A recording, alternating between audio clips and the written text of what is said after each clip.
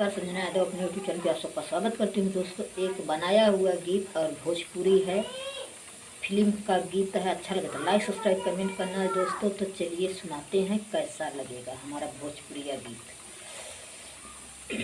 ये गाना नहीं, गाना बनाया हुआ है। तो चलिए सुनाते हैं।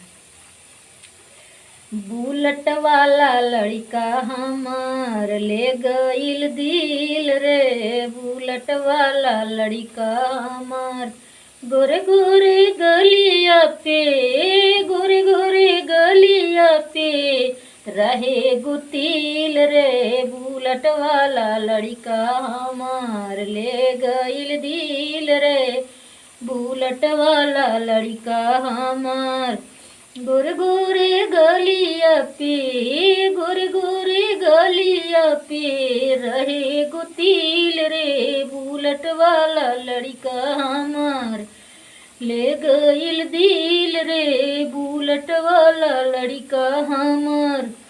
जब से होके देखले बानी, जब से होके देखले बानी सुख वाले के छीन रे, बुलेट वाला लड़का हमार ले गईल दिल रे, बुलेट वाला लड़का हमार।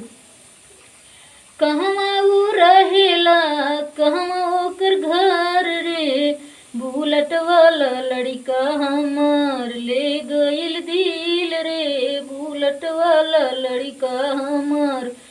अखिया तो रहे जैसे, अखिया तो रहे जैसे आमे नियर चीर रे, बुलेट वाला लड़का हमार ले गईल दिल रे, बुलेट वाला लड़का हमार।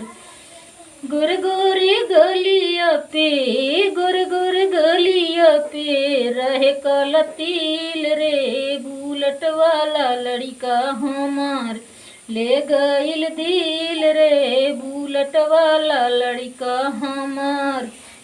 रोड पे चलेला जैसे, रोड पे चलेला जैसे हीरो के चाल रे, बुलेट वाला लड़का हमार ले गईल दिल रे, बुलेट वाला लड़का हमार।